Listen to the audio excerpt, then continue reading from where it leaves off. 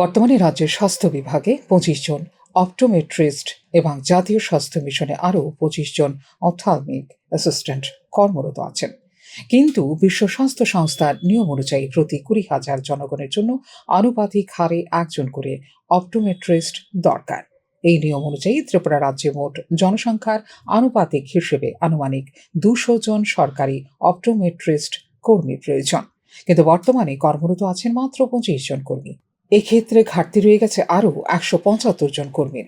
মঙ্গলবার সাংবাদিক সম্মেলনে এই কথা জানিয়েছেন অল ত্রিপুরা অপটোমেট্রি অ্যাসোসিয়েশন। ১৯ জন অপটোমেট্রিস্ট রাজ্য সরকারের অধীনে আছে এবং জাতীয় স্বাস্থ্য মিশনের আন্ডারে ২০ জন অপটোমেট্রিস্ট বর্তমানে চাকরিধীন আছে। তো যার ফলে ২৫ জন আর ২৫ জন যদি আমরা ধরি তাহলে এখানে ৫০ জন অ্যাসিস্ট্যান্ট বা অপটোমেট্রিস্ট বা অপথলমিক অ্যাসিস্ট্যান্ট পদে কর্মরত আছে।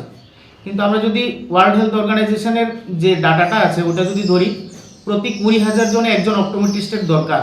তো সেই অনুপাতে আমরা যে ত্রিপুরা রাজ্যের বাসিন্দার আমরা যে আছি ৩৭ লক্ষ বা তার অধিক, সেই অনুপাতে যদি আমরা ধরি তাহলে আমাদের প্রায় রাজ্যে ২০০ জনের মতন অপটোমেট্রিস্ট বা অপথলমিক অ্যাসিস্ট্যান্টের দরকার। তো সেই অনুযায়ী আমরা যদি দেখি ত্রিপুরা রাজ্য সরকারের আন্ডারে আরও ১৭৫ জনের মতন অপটোমেট্রিস্ট বা অপথলমিক অ্যাসিস্ট্যান্টের ঘাটতি রয়েছে।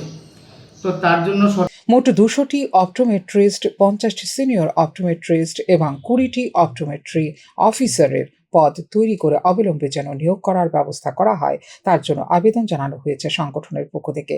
চক্ষু চিকিৎসার উন্নয়নের জন্য রাজ্যে ১৯টি অপটোমেট্রিস্ট এবং জাতীয় স্বাস্থ্য মিশনে ২০টি অপথলমিক অ্যাসিস্ট্যান্ট পদের নিয়োগের জন্য বিজ্ঞপ্তি জারি করেছে রাজ্য সরকার। প্রেক্ষিতে রাজ্য সরকারকে ধন্যবাদ জ্ঞাপন করেছে all Tripura optometry association. Pure Report, News Now.